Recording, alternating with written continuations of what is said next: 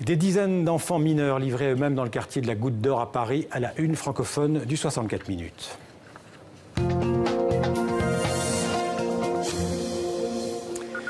Ils sont 40, 60, peut-être 100. Ils ont entre 9 et 16 ans, arrivés clandestinement du Maroc. Des enfants livrés à eux-mêmes près d'un square du 18e arrondissement de Paris, shootés à l'alcool et aux drogues, parfois violents. Ils seront rejetés en ce moment par les habitants de ce quartier de la Goutte d'Or.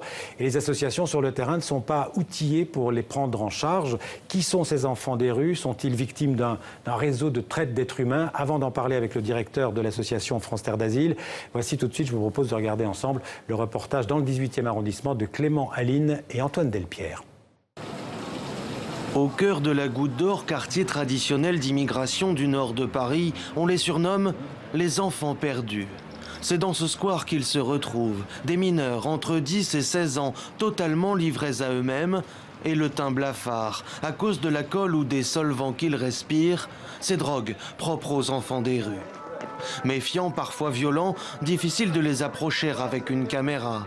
Ils disent venir du Maroc, être passés par l'Espagne ensuite pour plusieurs mois. Mais comment, pourquoi ont-ils été forcés? On n'en saura guère plus ici. Une seule association est parvenue à les approcher, Hors la rue, qui a accueilli plusieurs de ces mineurs. Vous avez des repas collectifs qui sont organisés avec les éducateurs et les après-midi, diverses activités, ça peut être des cours de théâtre, ça peut être de l'art-thérapie. L'idée en soi étant vraiment de créer une accroche et un lien de confiance et commencer à mettre en place un projet personnel avec le mineur. Des mineurs déjà enfants des rues au Maroc ou qui le deviennent sur la route de l'exil. Au moment du fameux ring, où là il y a un espèce de passage, alors le ring ça veut dire le passage en fait en Europe, où là effectivement il y a une dimension collective qui se met en place et il y a aussi des phénomènes de mendicité, d'addiction qui s'installent. Donc là, effectivement, les premiers phénomènes, j'allais dire, d'enfants des rues se met en place à partir du Maroc. Il semble, après acquis, qu'il y a un deuxième profil d'enfants qui n'étaient pas en situation d'enfants des rues au Maroc et qui deviennent enfants des rues à leur arrivée en Europe. Une situation inédite à Paris, mais déjà repérée ailleurs en Europe, comme dans les enclaves espagnoles de Melilla ou Ceuta, où ces enfants des rues se comptent par centaines. Seuls, quelques poignées parviennent alors à passer en Europe. Dans les témoignages qu'on a recueillis de jeunes qui sont arrivés en France, par des chemins très détournés pour certains d'entre eux, il y a des longues périodes d'arrêt dans des pays de transit où ils se retrouvent pendant 3 mois, 4 mois, 7 mois, dans des conditions de clandestinité évidemment et dans des conditions plus ou moins violentes, à travailler pour un salaire de misère pour pouvoir payer le passage dans le pays suivant. Un phénomène de volatilité qui empêche toute mise à l'abri de ces mineurs et qui pourrait cacher, d'après les associations, des réseaux de passeurs ou de criminels. Le projet migratoire, qui était très établi pour les populations, j'allais dire, il y a encore quelques années, semble aujourd'hui beaucoup plus précaire. Et malheureusement, je crois que de plus en plus arrivent des situations en fait, de forme d'emprise qui se mettent en place et où on propose un projet migratoire à des personnes et qui du coup sont victimes de cette espèce de business. Sans même avoir pu choisir le pays dans lequel ils aimeraient s'établir, depuis une semaine, certains des mineurs marocains de la Goutte d'Or ont déjà quitté le territoire français. Alors Pierre-Henri, le directeur général de France Terre d'Asile est avec nous. Bonsoir Pierre-Henri. Bonsoir. Pour commenter donc c'est l'affaire des enfants perdus dans ce quartier de la Goutte d'Or à Paris. Quelle est votre réaction en voyant ce reportage comme ça, brûle pour point? D'abord, ce reportage décrit une réalité qui est tout de même très limitée. Il s'agit de 30 à 40 jeunes gens qui sont arrivés à Paris. Nous avons déjà été confrontés à ce genre de situation. Ce type de phénomène. Il y a 2 ans, ce sont des enfants des rues qui sont dangereux pour eux-mêmes, qui sont dangereux pour l'environnement, pour les autres, et qui doivent être protégés. Ce sont des jeunes gens vulnérables. Mais les réponses traditionnelles de protection ne fonctionnent pas. On voit bien que dans le reportage, il faut du temps tout simplement pour les apprivoiser, si j'ose dire, parce que ces jeunes gens sont désocialisés, ils sont drogués et faisant preuve de grande violence. Mais ce phénomène-là, il n'est pas représentatif des mineurs non accompagnés qui arrivent en Europe. Je vous rappelle qu'en France, il y a 8000 mineurs qui arrivent non accompagnés, qui arrivent par la route migratoire chaque année. C'est à peu près 100 000 en Europe et qui demandent des réponses adaptées mais convergentes au niveau européen.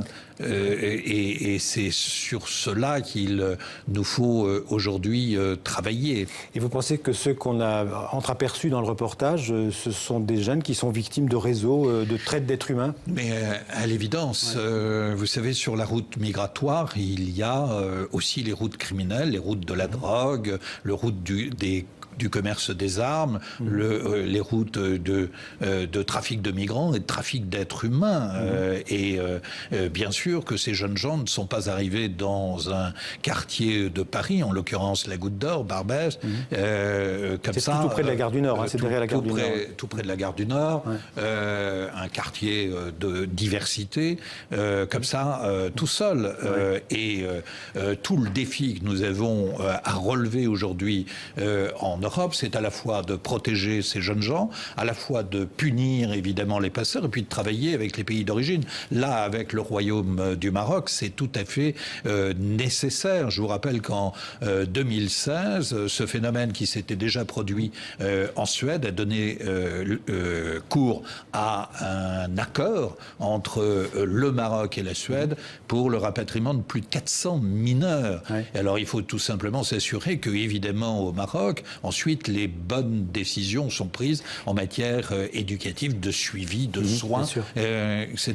Et donc, ça demande une coopération internationale très poussée avec l'ensemble des acteurs, justice, police, associations et législateurs. Et dans ce cas précis, par exemple, votre association France Terre d'Asile est en contact, par exemple, avec les autorités marocaines? Alors, nous faisons un travail sur le terrain, nous avons repéré ces jeunes gens, mais nous sommes en difficulté parce que nous ne sommes pas outillés pour répondre à ce phénomène-là particulier. Nous prenons des jeunes gens en charge, des jeunes gens mineurs non accompagnés, mais qui sont demandeurs d'hébergement, qui sont demandeurs de scolarisation, qui sont demandeurs d'installation. Dans ce cas-ci, vous ne pourriez intervenir, je dirais, qu'après une intervention de la police, par exemple. Absolument, mais c'est au juge, c'est à la justice, à la fois de prendre les mesures de prévention et de protection pour eux-mêmes et pour la population. Et c'est ensuite que nous pouvons intervenir, mais c'est un phénomène extrêmement préoccupant et délicat. Et je rappelle, ce sont des mineurs et ils sont vulnérables et c'est un devoir pour nous de trouver une réponse commune. J'imagine que vous êtes aussi en contact avec la mairie de Paris. Qu'est-ce que fait la mairie de Paris dans des affaires comme celle-là? Mais elle réagit très vite, elle délègue des moyens sur le terrain, elle cherche aussi, la mairie de Paris, à rassurer la population environnante, parce que ce n'est pas très simple à gérer pour les habitants. Donc il faut... il y a une tension de plus en plus. Bien sûr qu'il y a une tension, puisque ces jeunes gens, je vous l'ai dit, sont violents, violents pour eux-mêmes, mais violents pour l'environnement, et donc il faut protéger l'environnement. C'est absolument nécessaire, mais les structures de mise à l'abri classiques, ce qu'il faut comprendre, c'est ne fonctionnent pas, parce que ces gamins ne veulent pas les rejoindre. Donc il faut à la fois une réponse sociale et une réponse parfois de justice. Merci beaucoup Pierre-Henri d'être venu en parler donc sur le plateau du 64 minutes. Merci à vous.